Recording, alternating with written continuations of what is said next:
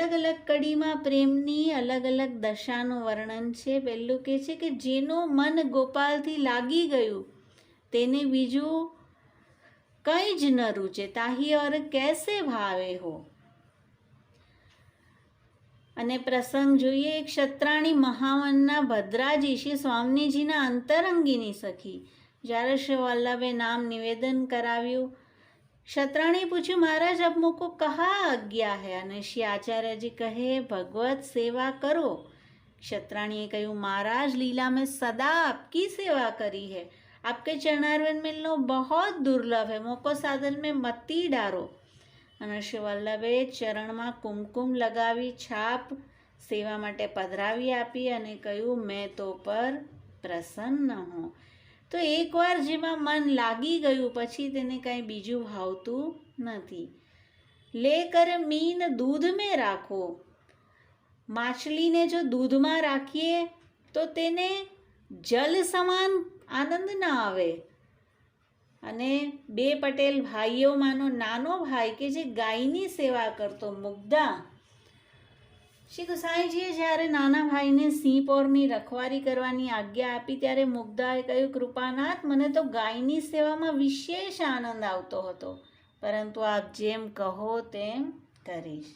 જ્યો ગુંગો ગુર ખાય રહત મુખ, સ્વાદ ન કાહુ બતાવે હો. ત્રીજી અવસ્થા, જેવી રીતે કોઈ મૂંગો વ્યક્તિ હોય અને તે ગોળ ખાય અને પછી કોઈ તેને પૂછે ગોળ કેવો છે, તો તે કંઈ બોલી શકતો નથી, માટે તે વર્ણન ન કરી શકે. ગોળની મીઠાશ તેને અનુભવી છે, સ્વાદ તે અનુભવી રહ્યો છે, પણ કોઈને બતાવી ન શકે.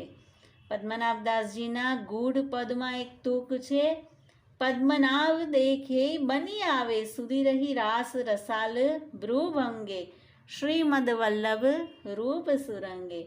રાસ એ કોઈ વર્ણનની વસ્તુ નથી, મેં તો તેનો અનુભવ કર્યો છે. કેવલ એક સુધી રહી છે કે રાસ સમયે શ્રી સ્વામીજીએ બ્રોહ ઊંચી કરી હતી.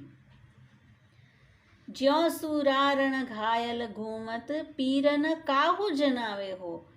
રણમાં સુરવીરનું માથું પણ કપાઈ જાય તો ધડ લડાઈમાં જૂਝતું રહે છે.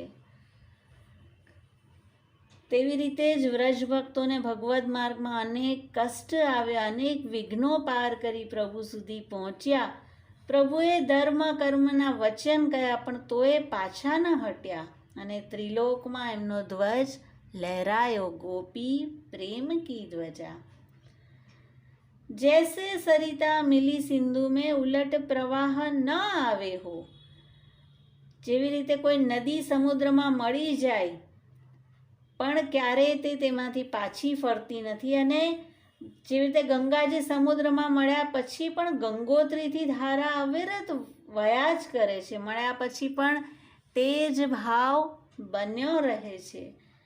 અને તેમાં પ્રસંગ આવશે, એક સમય પરાસોલીમાં કુંભનદાસજી ખેત પર બેઠા હતા, પાસે શ્રીનાથજી ખેલી રહ્યા હતા. ત્યાં ઉત્થાપનનો સમય થયો. કુંભનદાસજી ગિરિરાજજી પર દર્શન કરવા જવા લાગ્યા. શ્રીજીએ કહ્યું, કુંભના, હું તો તારી પાસે ખેલું છું, તું ક્યાં જાય છે?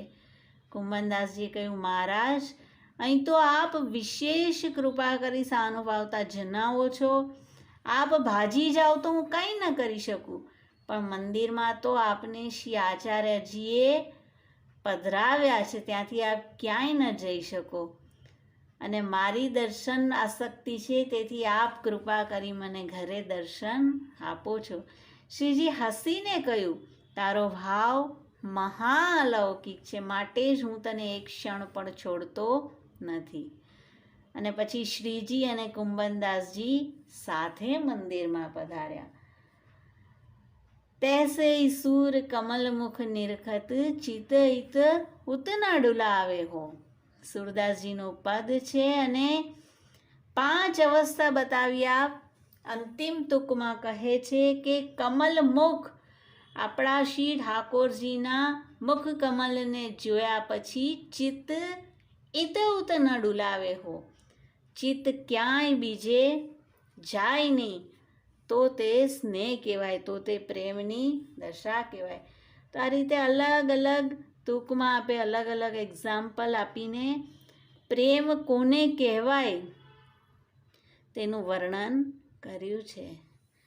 શિવ વલ્લભાધીશ કી જય. શ્રી સાંઈજી પારમ દયાલ કી જય.